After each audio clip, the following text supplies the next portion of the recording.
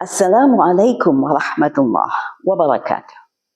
Bismillahirrahmanirrahim. Ikhwah fillah. Rasulullah SAW bersabda dalam sebuah hadis riwayat Muslim, "Ma min 'abdin yastar'ihi Allahu ra'iyatan yamutu yawma yamut wa huwa ghashil li ra'iyatihi illa harramallahu 'alaihi al-jannah." Rawahu Muslim. Yang artinya, apabila seseorang mendapatkan kepercayaan untuk menjadi pemimpin atau penguasa, kemudian dia bersikap curang kepada rakyatnya, dan dalam kondisi itu dia meninggal dunia, maka Allah mengharamkan baginya syurga. Dan dari hadis ini kita bisa memahami bahwa Islam mengatur bagaimana orang yang menerima amanah harus melaksanakan amanah itu dengan baik.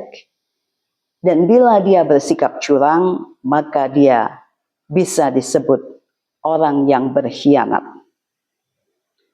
Dalam hadis Rasulullah SAW yang lain disebutkan bahwa orang yang berkhianat terhadap amanah termasuk orang munafik. Yaitu di antara hadisnya beliau mengatakan bahwa tanda-tanda munafik itu adalah bila bicara dia berdusta, dia berbohong, bila diberi amanah dia khianat, dan bila dia berjanji maka dia mengingkari. Allah Subhanahu wa taala juga berfirman dalam surat An-Nisa ayat 58, A'udzu billahi minasyaitonir rajim. Innallaha ya'murukum an tu'addul amanati ila ahliha wa idza hakamtum bainan nasi an tahkumu bil 'adli. Innallaha ni'ma ya'idukum bih. Innallaha kana sami'an basira. Shadaqallahul 'azim. Yang artinya, sesungguhnya Allah memerintahkan untuk melaksanakan amanah kepada ahlinya. Jika menghakimi, maka harus bersikap adil.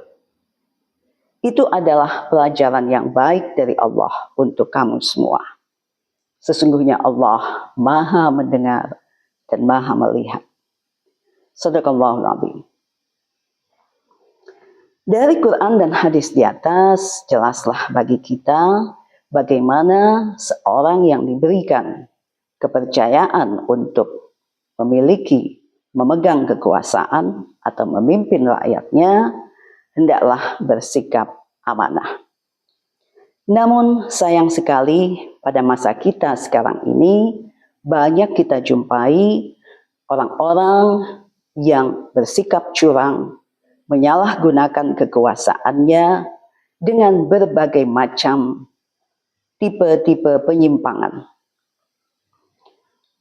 Kolusi, nepotisme, korupsi, suap menyuap, menerima gratifikasi, dan banyak macam ragam lainnya.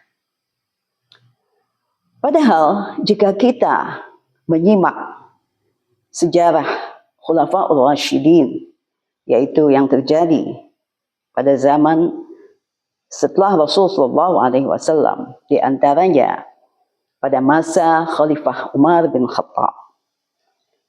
Pada satu waktu, seorang sahabat bernama Abu Hurairah mendapat tugas untuk memungut zakat kepada masyarakat. Setelah selesai tugasnya, maka dia menghadap Khalifah Umar bin Khattab dan menyerahkan semua zakat yang telah dia terima untuk disimpan, dimasukkan ke Baitul Mal. Namun ada satu barang di tangannya yang tidak dia serahkan. Khalifah Umar bin Khattab lalu bertanya, "Anna laka hadha?" Dari mana engkau dapatkan itu? Maka sahabat Abu Hurairah berkata, "Ini untuk aku sendiri, hadiah yang diberikan oleh salah seorang pemberi zakat." Kemudian sahabat Umar bin Khattab berkata, engkau tidak bisa menerimanya. Engkau harus menyerahkannya juga ke Baitul Mal. Kemudian terjadi juga pada masa Khalifah Umar bin Abdul Aziz, yaitu salah seorang pengurus Baitul Mal memberikan hadiah sebuah kalung emas kepada putri Khalifah Umar bin Abdul Aziz. Putri Khalifah ini lalu memakai kalung emas tersebut. Dan ketika Khalifah Umar bin Abdul Aziz melihat, maka dia bertanya kepada putrinya, "Anak laki hada, dari mana kau dapatkan itu?" Putrinya lalu menjawab, "Ini hadiah dari salah seorang pengurus Baitul Mal." Maka Khalifah Umar bin Abdul Aziz melarang putrinya untuk mengenakan kalung emas itu, dan putrinya harus menyerahkan kalung itu ke Baitul Mal atau ke negara. Dari contoh-contoh ini jelaslah bahwa orang-orang yang menerima sesuatu karena tugasnya, maka tidak dibenarkan. Seperti halnya sahabat Abu Hurairah di atas tadi.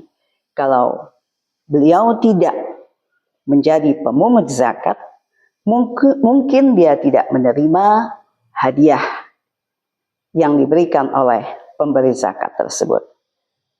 Karena dia sebagai petugas daripada pengambil zakat, maka hadiah itu pun beliau terima.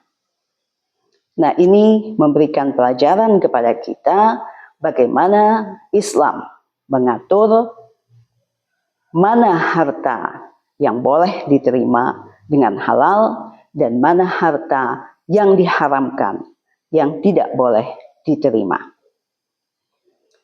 Namun pada masa ini banyak sekali terjadi penyimpangan-penyimpangan tersebut, sehingga orang tidak lagi menyadari mana yang halal dan mana yang haram. Semoga kita bisa mawas diri dan berhati-hati dalam menerima hal-hal atau barang-barang yang diharamkan oleh Islam. Wassalamualaikum warahmatullahi wabarakatuh.